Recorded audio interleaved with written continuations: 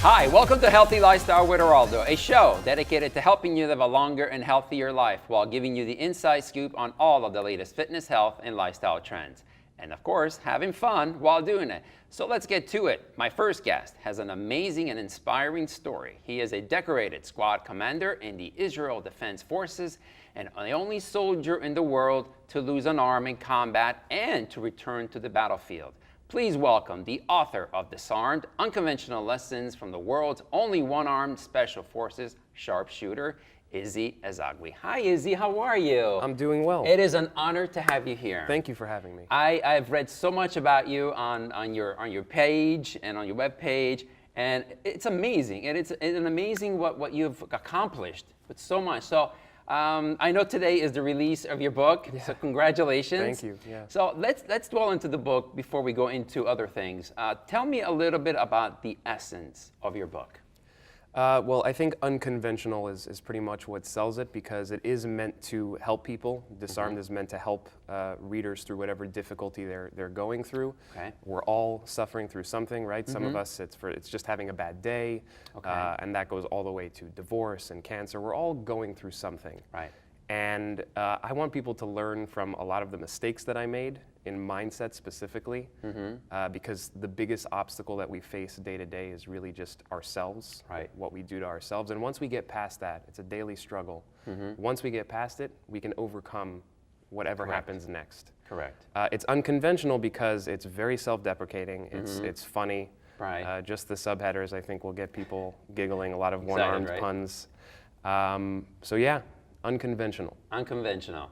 So let's go back to the time when you were in the field and something happened, right? So let's talk that a little bit about that, because I think the viewers should know what you went through personally. Absolutely.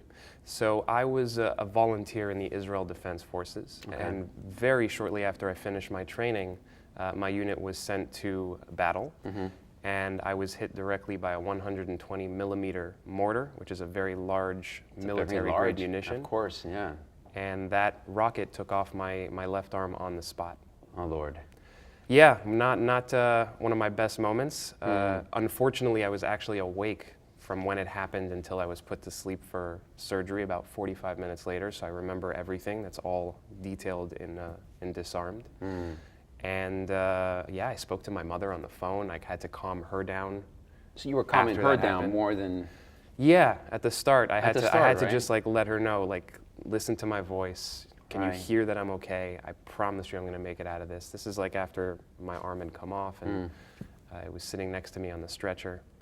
And fortunately, she's very strong. She is strong, okay. Right? Yeah, she's one of my biggest supporters. So physically, obviously, there's the mental part of it as well. But physically, what did you have to overcome? I know there was a lot of obstacles, obviously, but something happens to you, you have to make an adjustment, right? So tell us a little bit about that adjustment you needed to make.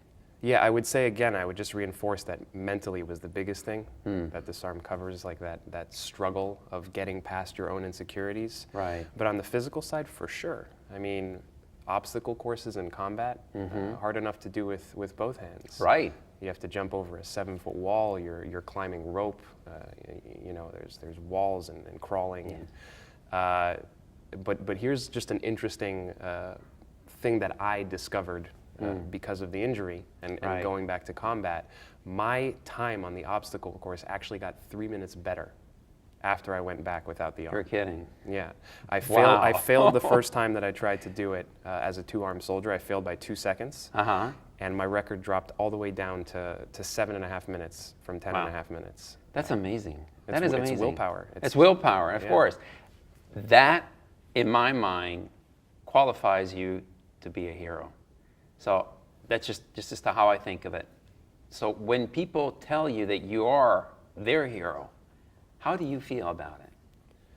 I mean, I've had the privilege of actually meeting heroes. I've spent time beside them in the hypothetical trenches. Nobody actually spends time in trenches anymore. But I've met real heroes, so I know that I'm not one of them. I know how to differentiate, but it is nice to hear. It's a nice thought. I think that heroism comes in many different forms. Okay. That being a good father or a good son, just a good person, I think that's heroic, day to day, without any accolades or reasoning behind it other than to be good. That to me is heroism. So what made you choose the Israel side, the forces, instead of the American? Right, so that's where being a young, nerdy Jew from Miami comes in. That comes into play, Oh yeah, right? absolutely.